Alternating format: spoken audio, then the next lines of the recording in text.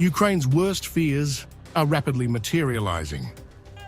In a desperate struggle to retain ground, Russian armed forces have made significant advances across several fronts in Sumy Oblast, setting the stage for a potential breakthrough that could alter the trajectory of the war.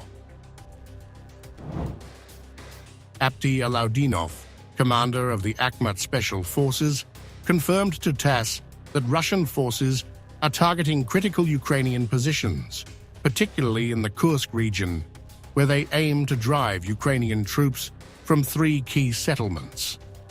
The battle is intensifying, and Ukraine is bracing for the worst.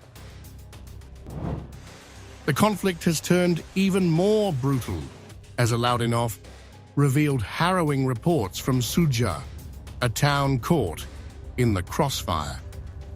"We have recorded a large number of murdered civilians in the Sudzha agglomeration. There were also those tortured, raped, and left with the most brutal signs of torture," Alaudinov stated. "These revelations highlight the horrific human toll the war continues to exact." Meanwhile, a missile strike on a Ukrainian security service, SBU, and intelligence, GUR, deployment area resulted in the neutralization of up to 170 Ukrainian soldiers and foreign mercenaries, according to the Russian Ministry of Defense.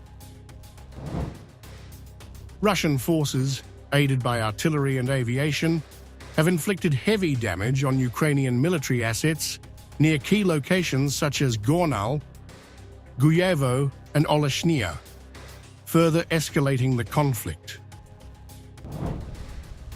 Russian forces continue their march through Sumy and Donetsk, with the Seva group of forces securing the liberation of Veselovka.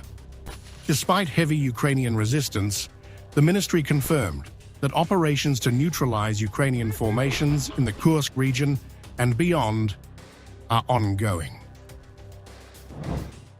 In just the past 24 hours, more than 190 Ukrainian troops have been lost, along with significant losses in military equipment, including tanks, armored vehicles, and artillery.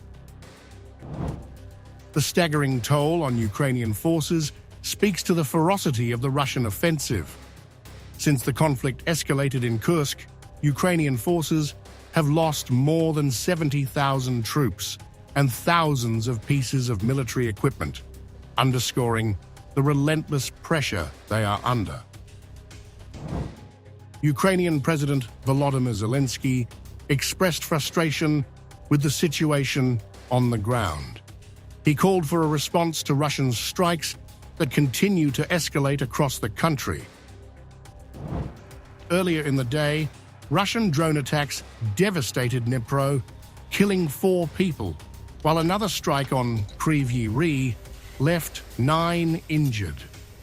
Zelenskyy condemned the scale of Russia's latest offensive, speaking on X, formerly Twitter. Last night, there were 172 strike drones in total, more than 100 sea shakes.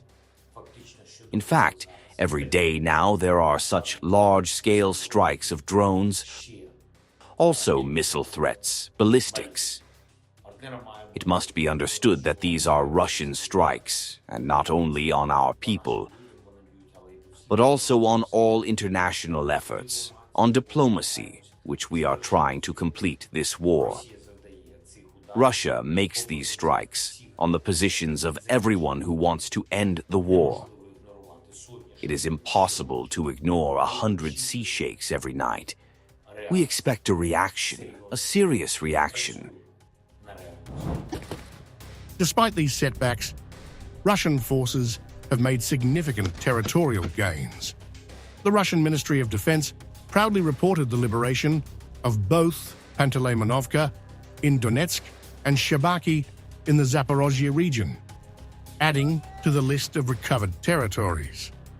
As Russian forces continue their offensive, the situation in Ukraine grows increasingly dire.